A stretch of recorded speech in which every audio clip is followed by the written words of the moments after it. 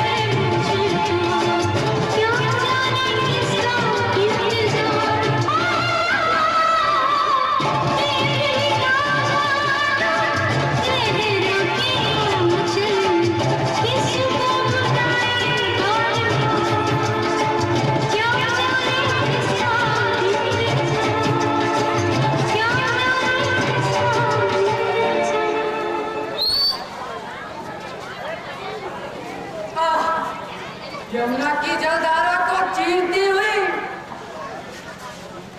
नौका लिए वो रमणी कितनी सुंदर गीत गा रही है।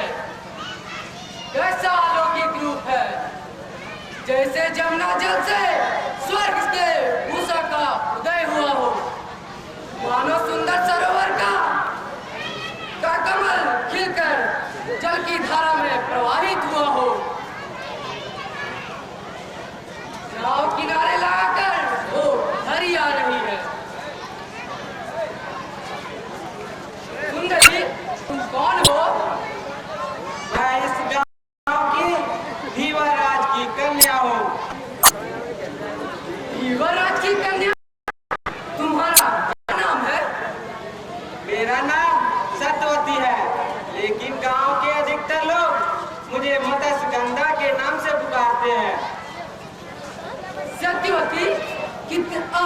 कितना मीठा नाम है सुंदरी।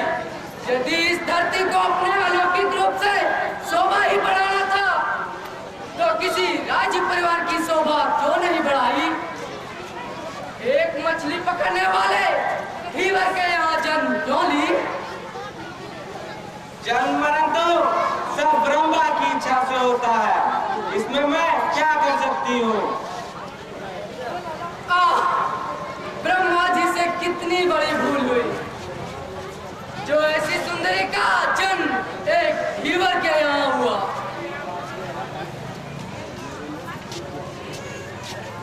सुंदरी, आज तक ऐसी रूप सी कन्या कहीं नहीं देखा। सुंदरी, क्या तुम्हारा विवाह हो चुका है। विवाह? हाँ, चुप क्यों हो गई। क्या तुम्हारा विवाह अभी तक नहीं हुआ। समझ गई, आपको नौका नहीं चाहिए। लगता है आपका मन भटक रहा है, आपका परोस डगमगाने लगा है। ठहरो सुंदरी, ठहरो।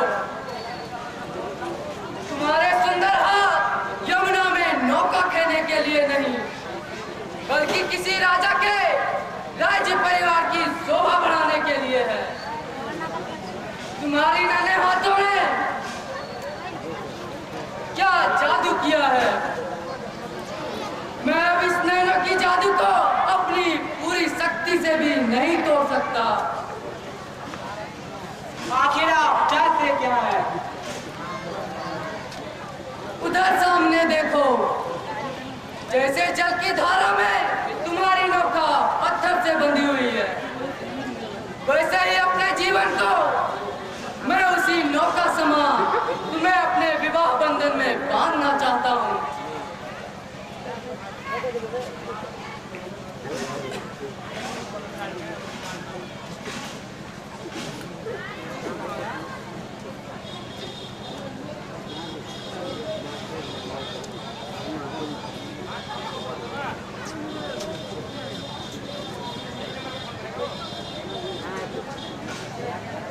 तुमने उत्तर नहीं दिया सुंदरी। मैं भला क्या उत्तर दे सकती हूँ। इसका उत्तर तो पिताजी ही दे सकते हैं। ठहरो सुंदरी, ठहरो।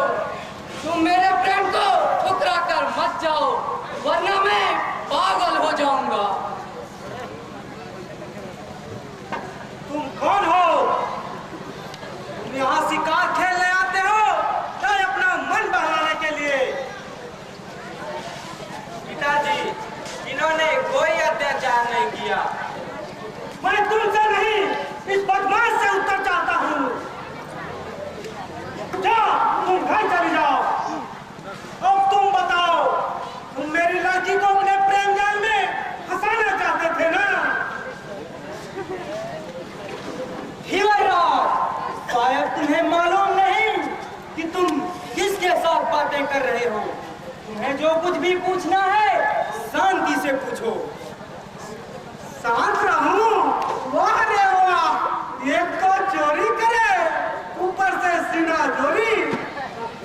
शायद तुम्हें मालूम नहीं, मैं यहाँ का सरदार हूँ। मुझे जब गुस्सा आता है तो मैंने तुम्हारे पुत्र के साथ कोई अनुचित व्यवहार नहीं किया। मैं क्षत्रिय हूँ और सच्चा क्षत्रिय।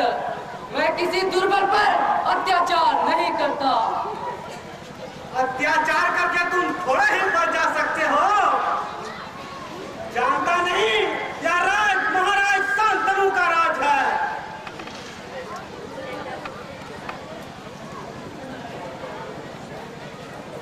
अपने भाग्य का उपकार मानो कि इस समय महाराज शांतनु यहाँ नहीं है, वरना किसी लड़की को छेड़ने के अपराध में तुझे कठोर दंड दिए बिना नहीं छोड़ता। युवराज, शायद तुम्हें मालूम नहीं कि तुम स्वयं महाराज शांतनु के सामने ही यह वचन कह रहे हो। महाराज शांतनु, हस्तिनापुर सम्राट महाराज शांतनु। हाँ, हस्तिनापुर सम्राट महाराज शांतनु ही आपके सामने खड़े हैं। कर दें, मैं आपको नहीं पहचान सका। मेरे कटौतियों को क्षमा कर दें। युवराज उठो, मैं तुमसे बहुत प्रसन्न हूँ कि तुम्हें अपने राजा के कर्तव्य पालन का निश्चय और न्याय पर अटल विश्वास है। महाराज, आप धन हैं।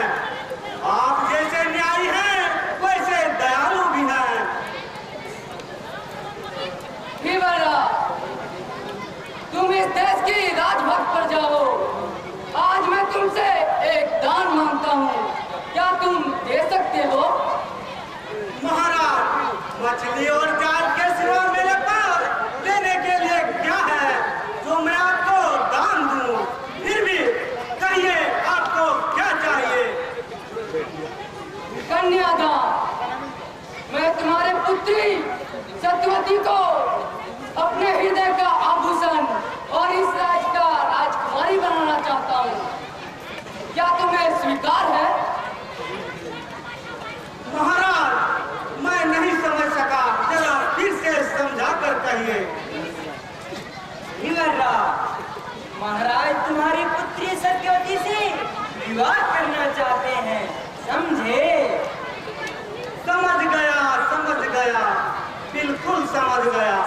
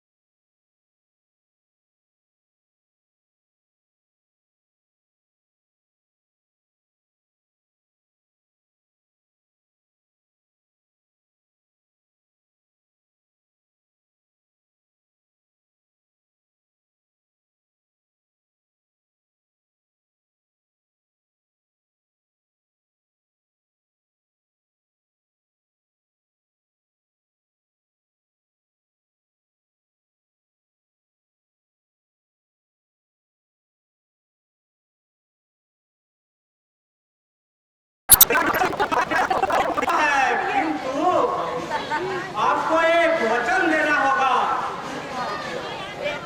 कहो युवराज, कौन सी शर्त है? महाराज, विवाह से पहले आपको एक वचन देना होगा कि विवाह के बाद सत्यवती के गर्भ से लेने वाले पुत्र का यही कुराज होगा और आपके पश्चात वही इस राज का भाई सम्राट होगा। युवराज, शास्त्र के नियम और प्रजा की इच्छा अनुसार केवल बड़ा बेटा ही राज के पद का अधिकारी होता है। मैं अपने ज्येष्ठ पुत्र देवव्रत के होते हुए छोटे बेटे को हस्तिनापुर का राज कैसे दे सकता हूँ? कोई और वचन मांगो जिसे मैं पूर्ण कर सकूं। तो महाराज, तो मैं अपनी कन्या का विवाह आपसे नहीं कर सकता और मेरी कोई शर्त नहीं है। अगर मेरी शर्त स्वीकार है तो मैं अपनी कन्या को आपको दान कर दूंगा। युवराज, तुम्हारी शर्त बहुत टेढ़ी है, कोई और वचन मांगो, मैं इनकार नहीं करूंगा। भला युवराज देवव्रत के होते हुए छोटे लड़के को युवराज कैसे बना सकता हूँ? महाराज, आप भी एक पिता हैं और मैं भी एक पिता हूँ। जैसे अपने बड़े युवराज के अधिकार की रक्षा करना आपका कर्तव्य है, वैसे ही अपनी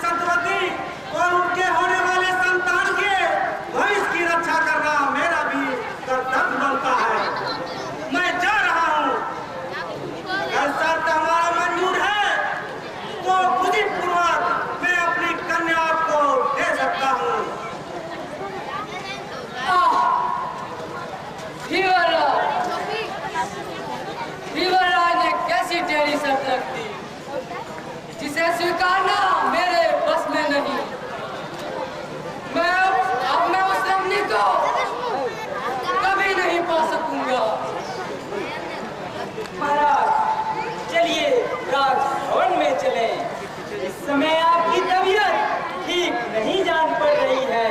युवराज चिंतित हो रहे होंगे। चलिए मंत्री जी, आप तो मेरे पुराने शुभ चिंतक हैं। इस विषय की चर्चा को युवराज से कदापि न कहेंगे। मंत्री जी, मुझे सहारा दीजिए। इस यमुना तट पर मैं प्राण, सुख, हंसी, शांति सब कुछ लेकर आया था। अब केवल शरीर लेकर जा रहा हूँ। चलिए मंत्री जी। मैं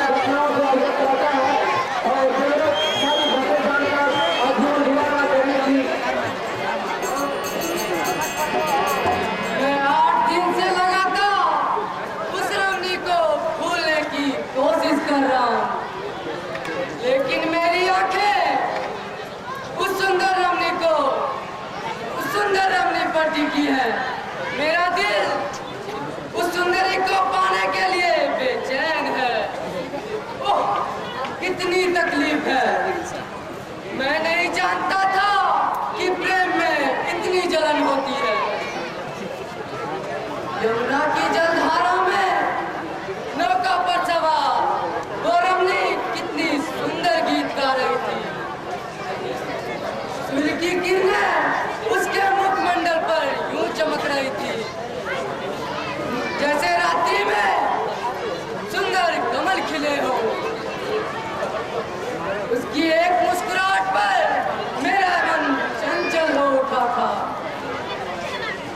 लेकिन उसे प्राप्त करना कठिन ही नहीं, असंभव है। आज हस्तिनापुर का सम्राट उसके प्रेम अग्नि में जल रहा है। कौन? मंत्री जी, आप यहाँ कब आए? महाराज, मैं तो अभी आ ही रहा हूँ। आपको उदास एवं चिंतित अवस्था में टहलते देखकर मैं एक और खड़ा हो गया। मंत्री जी, क्या करूं? आपसे तो मेरा हाल छिपा नहीं है। मैं सम्राट हूँ और न्याय के बंधन में बंधा हूँ, लेकिन मेरी आंखें, मेरा दिल उस सुंदरी का पीछा नहीं छोड़ता। सम्राट, कोई भी आदमी दो किश्तियों में पांव रखकर पार नहीं हो सकता। यदि आप उस रमणी सत्यवती का प्रेम दिल से नहीं निकाल सकते तो फिर आपको धीवर राज के शर्त के अनुसार पुत्र और न्याय का गला घोटना ही होगा। मंत्री जी, ये आपने क्या कह दिया? उस स्त्री के लिए मैं अपने बड़े बेटे देवव्रत और न्याय को त्याग दूं? यह असंभव है। क्या आपको मालूम है देवव्रत का पुत्र है? नहीं, मुझे मालूम नहीं। उनकी माँ कौन है मैं नहीं जानता। मैं तो सिर्फ ये जानता हूँ कि युवराज आप ही के पुत्र हैं। देवव्रत पवित्र नारी गंगा का पुत्र है। वह सभी विद्याओं में निपुण तथा हस्तिनापुर का भावी सम्राट है। मैं उसके लिए कुछ भी कर सकता हूँ। सम्राट, मुझे आश्चर्य लग रहा है। युवराज गंगा के पुत्र हैं? आप नहीं जानते। आज से कई साल पहले की बात है। उस बार भी नदी तट के किनारे मैंने एक सुंदर नारी देखा था। मैं उसके प्रेम बंधन में बंध गया। उसकी शर्त थी कि मैं उसके कार्य में कोई हस्तक्षेप न करूं। मैंने उसकी शर्त मान ली। उसे विवाह कर राजमहल ले आया। एक एक कर उसने मेरे 7 पुत्रों को नदी की धारा में बहा दिया। मैं उसके चले जाने के डर से कुछ न कह सका। जब वो 8वें पुत्र को भी बहाने ले चली तो मैं उसे संकोच किया। उसने कहा, महाराज